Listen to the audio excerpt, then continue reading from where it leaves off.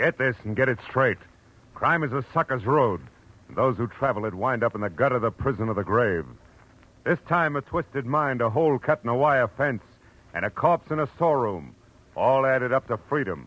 But only for the one who had it coming. From the pen of Raymond Chandler, outstanding author of crime fiction, comes his most famous character in The Adventures of Philip Marlowe.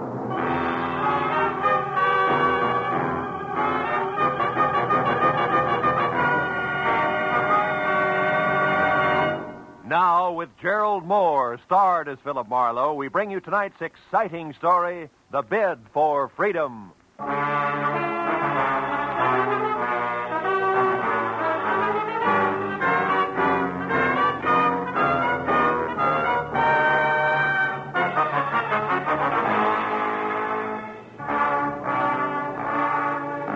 Never fails. When you worry over your bank statement, then hug your office phone from 9 to 5, anxious for business, nothing happens. But the minute you decide you'll get rich another day, chuck the puny balance sheet into a bottom drawer and make plans, you want it. And that was exactly the way it played when at 3 o'clock on the kind of slate-gray afternoon that makes the beckoning Santa Fe Railroad vacation billboards look a little more so. I left a note on my office door and headed outside and across the street for some real Hungarian goulash. Very good today, too. A second after a waiter disappeared into the kitchen with my order, she was standing at my elbow. Not quite young, not quite pretty, not quite blonde. And when she spoke, not quite sure of what she was going to say next. You're Mr. Philip Marlowe, aren't you? I mean, the private detective whose office is across the street? Yeah, that's right. My name is Helen Asher. Oh? I have to find someone. You do that kind of work, don't you? Finding people, I mean. That all depends, Miss Asher. Who's the person you have to find? Leon Rodell, a friend. Uh-huh. You see, I just got into town. I had his address in my handbag, but I lost it. The handbag, that is. And I don't exactly know which way to turn. Well, just a minute, Miss Asher. Let's take it a step at a time, huh? Here, now sit down. Oh, no. No, thank you. I'm in a hurry, Mr. Marlowe. Leon Rodell isn't listed in the phone book. I've tried that, and I don't know the name of his firm, his business name. He deals in ceramics. Is that all you can tell me? Oh, no. I have something else. It's a name and an address here in Los Angeles. Fortunately, that wasn't in my handbag, but here in my coat. No. No what, Miss Asher? Outside there, on the street. What's on the street? Nothing. Nothing at all. Hey, Excuse me, Miss Asher. Wait a minute. My mind.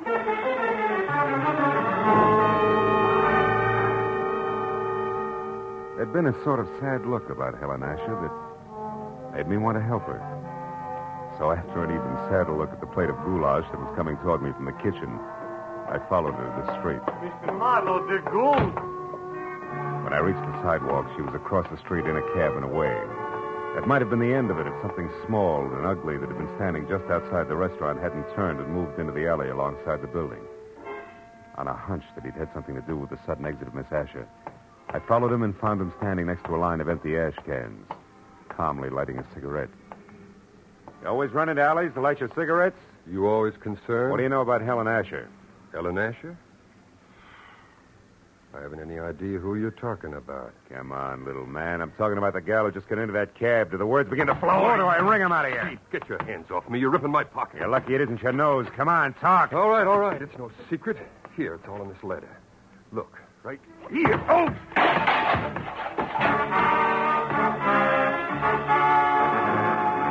Toe of his sharp-pointed shoes and caught my shin where it really hurt. By the time I was out of the ash cans, back on my feet, I knew the damage had been more to my dignity than anything else.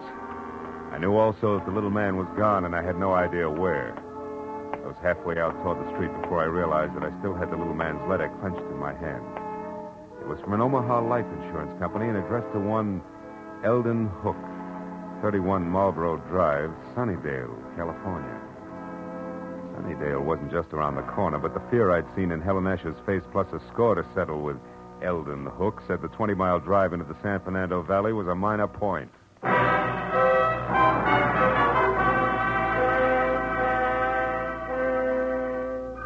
Under the gray sky overhead that thickened by the minute. Sunnydale, about the size of the hole in a candied lifesaver, looked as warm and cheerful as crepe paper. And number 31 Marlborough Drive, also gray, was no improvement from the ponderous, bleak stone buildings which said Queen Victoria should have slept there. Past the high, thick wire fence that surrounded it to the wrought iron gate in front of me labeled Hillcrest Sanitarium. Keep out. Took 10 minutes of softly phrased questions and answers to get the boss man, a Dr. Cianetti, to the gate. I told him who I was and what brought me to him, including a description of Eldon Hook. I don't understand. Come in, Mr. Marlowe, please. Eldon Hook has been with us as an attendant for more than a year now, and his behavior has always been satisfactory. Nothing would surprise me anymore today. By the way, sir, what did you say that woman's name was? The one who approached you in the restaurant? Oh, Helen Asher. Is it possible that she was once a patient here, Doctor? No. Oh. What about Leon Rodell? Leon Rodell? How do you know that name? From Helen Asher. She was looking for him. That's why she wanted to hire me. She knew he was here in Los Angeles. Mr. Marlowe, this woman, was she young? About 30, blonde? Yeah, that's right. Why? Why? Because this morning, earlier, about 6 o'clock, one of our patients escaped. A woman you know as Helen Asher, and we know as Charlotte Rodell, Leon Rodell's wife. Oh. She's insane, huh? Temporarily, yes. Come over here, near the fence. Oh. I'll show you how she got away. But how she managed to cut through enough of this thick wire link fence to make a hole large enough to crawl through is beyond me. Here, look, behind this ivy. Uh-huh. Even with a good wire snipper, it would take hours to get through all these strands, huh? Wasn't she missed inside? Yes, but she was only gone minutes. Apparently, she had been doing a little at a time during her recreation period, at night, whenever she could. Be careful of the burrs and those bushes there, Mr. Marlowe. Yeah, I see what you mean. Tell me, Doctor, have the police been notified? Of course, at once. The law compels us to. And frankly, Mr. Marlowe, I'm terribly worried. Oh? You see, it was her husband, Leon Rodell, who had her confined here a year ago. 6 months after their marriage, she began to act strangely. He felt it would be only with our help that she could ever regain her mental equilibrium. I thought that we were accomplishing that. Apparently no, huh? Obviously no. But, Mr. Marlowe, we must call the Los Angeles police right away and tell them that Leon Rodell now lives here, not in San Francisco. He must be protected. I see your point. Yeah, she did break out. She is trying hard to find Leo, and 3 she ran from Eldon Hook, who was very close on a trail. That's right, Mr. Marlowe. That's why I suggest that Leon Rodell discontinue seeing his wife as of last month. He always left Charlotte very upset. But now I'd better call the police. Yeah, it's a good idea. Although Charlotte didn't know where her husband was staying or what the name of the ceramics business was, she... Say, Doc, she claimed that she lost her handbag. Have you found it by any chance? Yes, we did. We found it in the brush near a hole in the fence. I've got it right here in my desk. Oh, good. There was an address on a card in it. 3840 something. Yes, here it is. 3840 Lookout Terrace. Lookout Terrace. Lookout Terrace. That's right here in the valley, up in the hills, south of Ventura Boulevard. Mr. Marlowe, if possible, I'd like to avoid having the papers get hold of this story. This is a rather exclusive nursing home. So? Well, in a sense, you're already in this case. Could you try to find Charlotte Rodell and bring her back here before the police do? Well, Dr. Cianetti, It would be doing a great service for the woman and her husband. I'll pay you your fee. All right, Dr. Cianetti, I'll try. I'll call you as soon as I have something.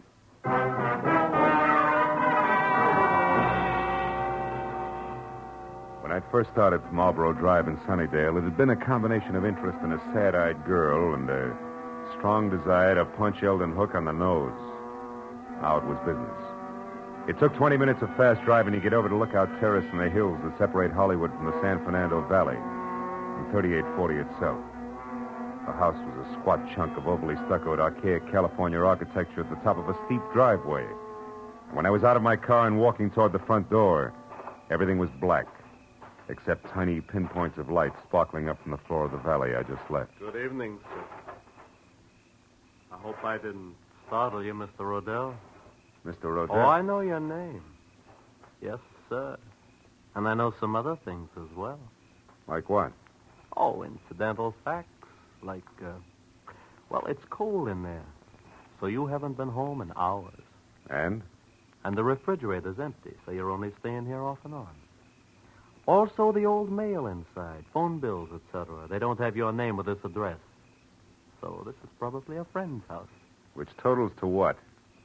To zero, maybe. Zero, Mr. Rodell, like you're going to total if you don't pay the money you owe to my good friend in San Francisco. Yeah, you know who I mean, don't you, Mr. Rodell? Yeah. What I don't know is how good friend thinks I'm going to raise that kind of dough. I made it funny? Oh, you're kidding. What's $15,000 to you? You, shall I say, an intimate friend of Ordine Blackburn? Oh, Ordine Blackburn. Yeah, Ordine Blackburn. Come off it, boy. I'm thorough. An eager sort.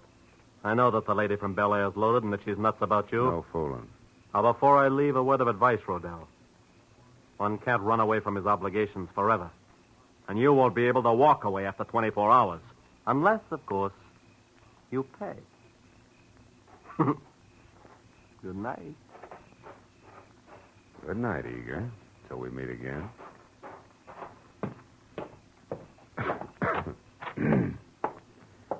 Oh. There'll be some heat in here somewhere.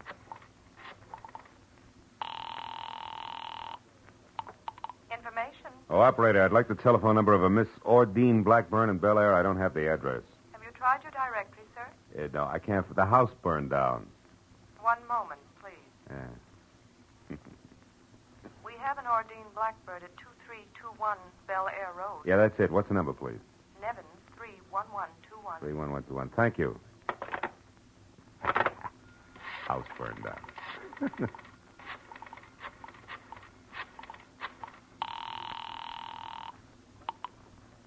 Hello? Hello, Miss Blackburn. Yes, this is she. Miss Blackburn, my name is Philip Marlowe. I'm a private detective who at the moment is anxious to get hold of Leon Rodell. You know where he is? Well, yes, I do, but I don't think... Now, please, it's important. Leon Rodell's life is in danger. I want to help him. Leon's life?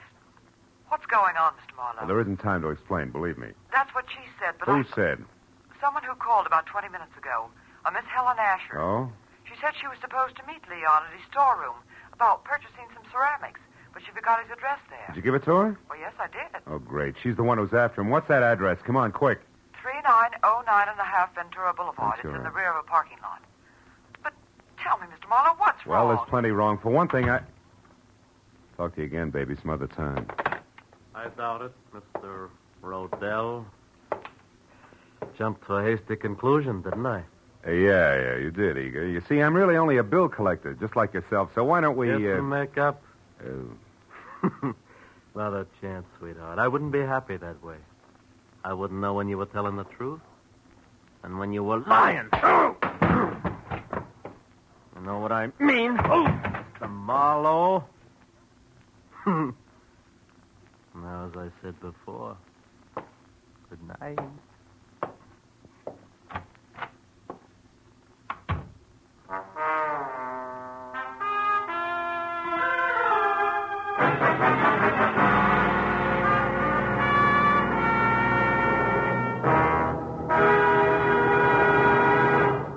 In just a moment, the second act of Philip Marlowe. But first, CBS will bring you the earth-shaking premiere of a new opera tomorrow night. An opera written by Alec Templeton with Charlie McCarthy as a lovelorn singing Bengal Lancer. Templeton himself as a Maharaja and Ursel Twing as a flying carpet salesman. You can hear it on the CBS Charlie McCarthy Edgar Bergen show tomorrow night. And don't forget, Red Skelton, Amos and Andy, Eve Arden, Horace Hyde, and all the other CBS Sunday night stars will also be on hand on most of these same CBS stations. Jack Benny, of course, has heard of them all on Sundays. Now, with our star, Gerald Moore, we return to the second act of Philip Marlowe and tonight's story, The Bid for Freedom.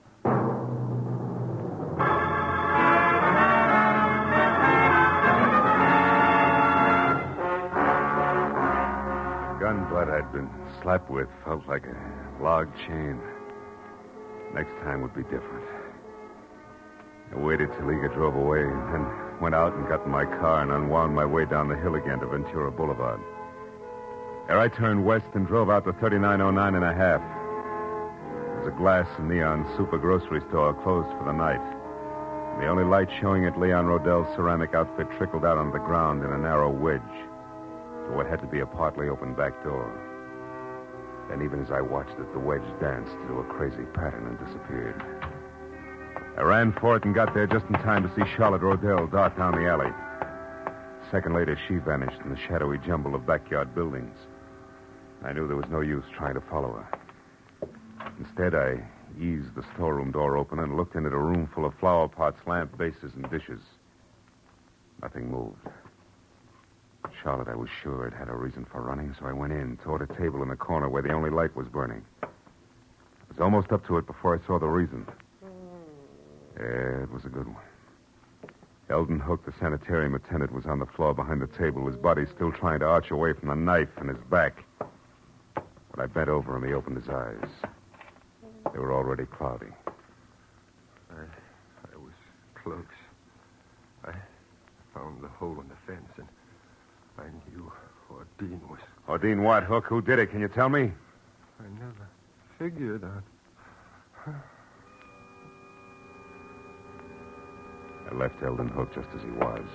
Went to the door that opened to the front of the ceramic shop. A desk was there with a phone on it. I got halfway through the Homicide Bureau number when a silhouette showed up at the curtains at the front door. I put the phone down, stepped back into the shadows, and waited.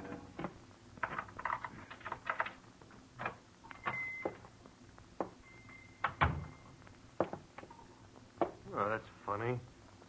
I've left the work light on. Not necessarily, Mr. Rodell. Who are you? Name's Marlowe. I'm a private detective. You are Leon Rodell, aren't you? Yes? What are you doing here in my shop? You better finish taking your overcoat off, Mr. Rodell. Now, see Your here. wife has run away from Hillcrest Sanitarium. My... Charlotte is out? That's right. How do you know this? She came to me tonight under a phony name. Tried to get me to locate you. She'd lost your address. Oh. This is a shock, Mr. Marlowe. A terrible shocker. Poor Charlotte. What an awful thing this is for her. Yeah. Excuse me, I need this. Sure? Oh, you? No, thanks. You see, Marlowe, I've only been here in Los Angeles a month. The last time I visited Charlotte, that was about 3 weeks ago, and I hadn't planned to stay out. Wait a minute. My wife is the only one who had my local address. If she lost that, how did you find me? That's a long story. I got the address Charlotte lost, and I've already been up to your house, but the last step was a call to a Miss Ordine Blackburn. Ordine? Yeah, she sent me up here. Oh. Then you know about Ordine and me. A little. Well, I suppose under the circumstances, that's hard for you to understand, Marlowe, and even harder to accept. Not exactly, under the circumstances. Oh? Well, the law is not as generous as you are. Has no room for understanding. Insanity isn't grounds for divorce until after 3 long years have passed. And maybe Miss Blackburn doesn't want to wait that long, huh? Well, to be frank, I don't know. I'm in love with her. I think she loves me. I haven't had the courage to tell her about Charlotte yet. Maybe you won't have to.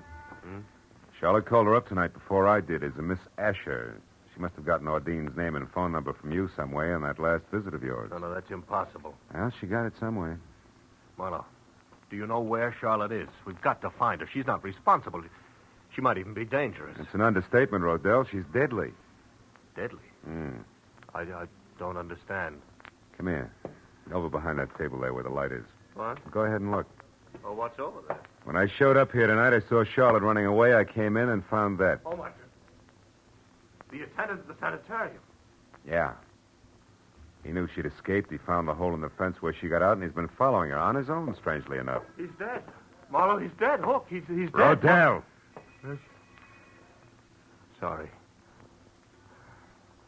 Marlowe, she must be completely mad.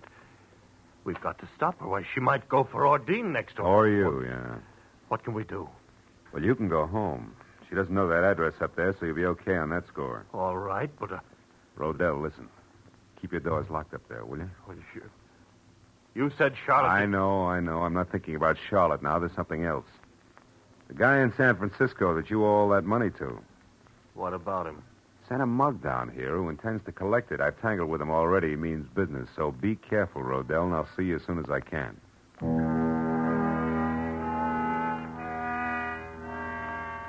I watched him go out the door limply, his head down. He looked about as tough as a bowl of whipped cream. And I went back to the desk again and saw that he'd left his overcoat where he'd dropped it on the chair. I called the police, gave him the word on Charlotte, and when that was over, I had to switch on the desk light to check the sanitarium number before I could call Dr. Cinetti. That's when I saw the letter lying on the desk, an important letter. But for one reason only. It was addressed to Leon Rodell at his house on Lookout Terrace. It was an open invitation to anybody who'd come to the shop looking for that particular piece of information. And there was no doubt in my mind that Charlotte had seen it, which made it long past time for me to get up there and on the double. I turned, headed for the door, and stopped all in one motion. A pair of headlights slashed at the windows and then blinked out. I stepped back out of the circle of light from the desk lamp and waited. A second later, the hulk of Mr. Eager filled the open back door. He was still very sure of himself. He took in the storeroom with one long glance and then sidled through the clutter as deftly as a rumba dancer toward the door where the desk and I were waiting. The instant he got within reach, I swung!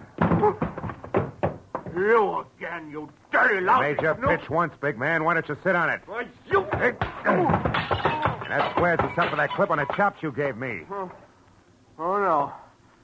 No, not quite, mister. Even Steven now, big man. When he went down that time, he took the chair, Rodell's overcoat, and half the stuff on the desk with him. He was still moving, trying to free himself from the tangle, so I reached for him again, but got only a fistful of the overcoat Rodell had left behind. And suddenly, my hand stung like it grabbed the wrong end of a bumblebee. I jerked it back and looked at the palm. Something was stuck to my skin, something I couldn't understand. Until finally realization oozed through the molasses in my brain. I left and ran all the way to my car and almost sprung the frame, twisting up Lookout Terrace.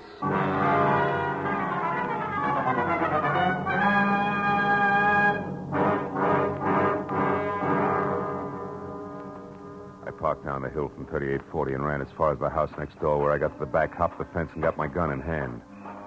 As I expected, Leon Rodell was there, and so was Charlotte in a coupe. The door open, was poised at the top of the precipitous driveway like the lead car on a roller coaster. Why are you angry with me, I'm not Leon? angry, Charlotte. Now get in the car. We haven't much time. I did everything just like you said, Leon. I know. I lost my handbag The with car- your address in it. the car, I Charlotte, had to yes. find you, didn't I? You did I tried fine. everything. And then I learned about your shop, and I went But there. you shouldn't have done that, Leon. Charlotte. Now get in the car. Leon, I saw what you'd done to that Mr. Hook The from the car, Charlotte. sanitarium. We're rushed. You killed him with a knife. I had to, Charlotte. He'd been spying on us all the time. He knew all our plans, and he wanted lots of money to keep quiet. Now, the It frightens car, me, Charlotte. Leon. I wish you hadn't. Stop it, Charlotte. It doesn't matter anymore. It doesn't Don't matter. kid yourself, Rodell. Mr. Marlowe. Oh, I found Leon by myself, so I really don't need you after all. I only wish you were right, baby. Don't move, Rodell. Oh, but you don't understand, Mr. Marlowe. Leon and I are going away together on I a trip. understand and we- all right, more than you do now, Charlotte, and I think you better go in the house and wait for Oh, us, no. huh? No, don't Please, you see? please, we... do as I ask. All right. But don't be long.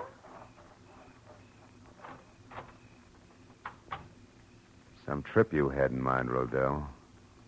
Your wife in this coupe and straight down over the bank, strictly solo. She didn't even suspect. Keep your hands off me. Sure, I'd never get him clean again. But it'll give me great satisfaction to drop you with a bullet. And I'll do just that if you take one step before the police get here. So stand still, Rodell. Real still.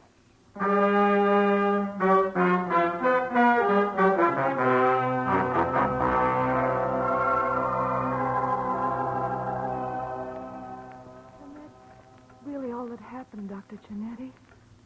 I'm sorry you were worried, and I'm awfully glad I'm back. So am I, my dear.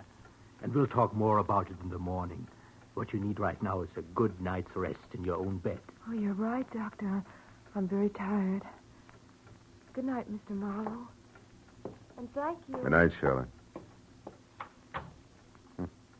She still doesn't realize, does she? No, and it's a good thing. Plenty of time for that later when it can come gradually. At this point, she could tear herself to pieces over a thing like this. Yeah. A husband who urges her to run away and helps her do it for the sole purpose of getting her out where he can kill her. Not much security in that setup, huh? No. You mentioned another woman, Mr. Marlowe. Miss Ordine Blackburn. Oh, Adine, yeah. Gullible rich girl without much on the ball. Rodell planned to marry her and solve all his money problems. Believe me, Doc, he had them, big ones. I see. Well, she's better off this way. Yeah. 6 months of marriage to Rodell, and she'd have been a candidate for your sanitarium herself. He's that kind of a guy. And my late employee, Eldon Hook? Well, he knew that Rodell had been urging his wife to run away and that he'd cut that hole in the fence. Hook found out that Rodell was interested in Ordine, and he tried to shake Rodell down. Signed his own death warrant on the spot. You know, it's sometimes frightening to me, Mr. Marlowe, to realize how many warped and twisted minds there are that never get help until it's far too late. But there's always some good in every bad thing, they say. What about this case? Charlotte. I expect her to recover completely soon, because now the main contributor to her neurosis, so to speak, is gone forever. Oh. That was Leon Rodell. Yeah, well, Doc, it's a long way back to Hollywood. I better get going, huh? Just one thing more, if you don't mind. Charlotte would have died in a smashed car in what would have passed for an accident. Also, she'd have been blamed for Hook's murder if you hadn't found out the truth about Rodell. I'm very curious. You remember the burrs that grew along your fence outside? The birds? A blasted nuisance. Yeah, but as you just said, Doc, there's always some good in every bad thing. Rodell told me that he hadn't been up here for 3 weeks. And yet tonight his overcoat was loaded with burrs. I got one in my hand from it. Oh. That gave me a hunch. Well, from there on it played. Disappointed? To the contrary, satisfied completely. Good night, Mr. Marlowe. Good night, Doc.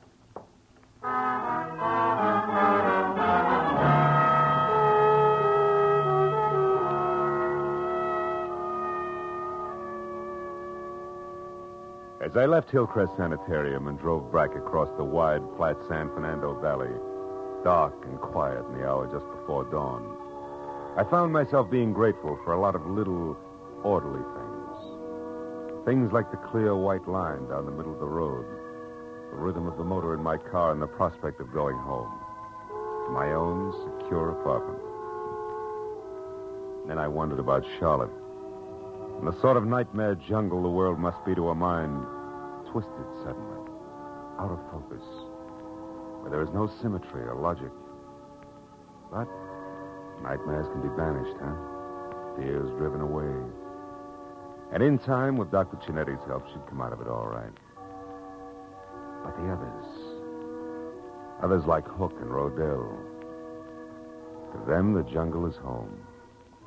No nightmare, that. They live in it by choice.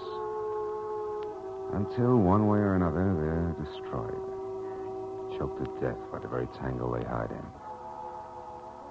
Well, that's fair enough.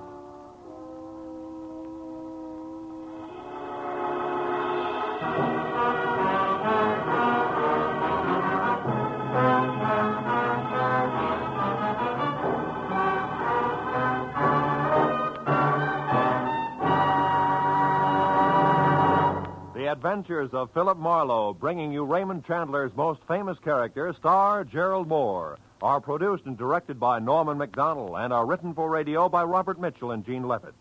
Featured in the cast were Gene Bates, Larry Dobkin, Yvonne Patey, Harold Deerenforth, Jack Edwards, and John T. Smith.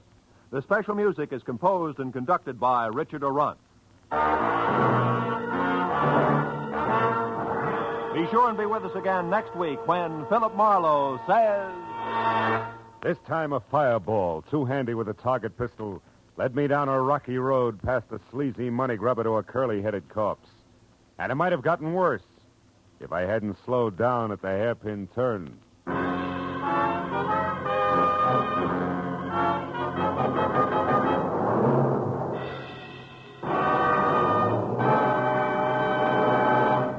Battered but unbowed by his bout with Fred Allen last Sunday night, Jack Benny will be back at the same old stand tomorrow night, jaunty as ever, and why not? Jack has just been elected the King of Hearts by the American Heart Association. Listen for Jack Benny tomorrow on CBS. This is Roy Rowan speaking. Now, stay tuned for Gangbusters, which follows immediately over most of these same CBS stations. This is CBS, where Philip Marlowe takes the case every Saturday night, the Columbia Broadcasting System.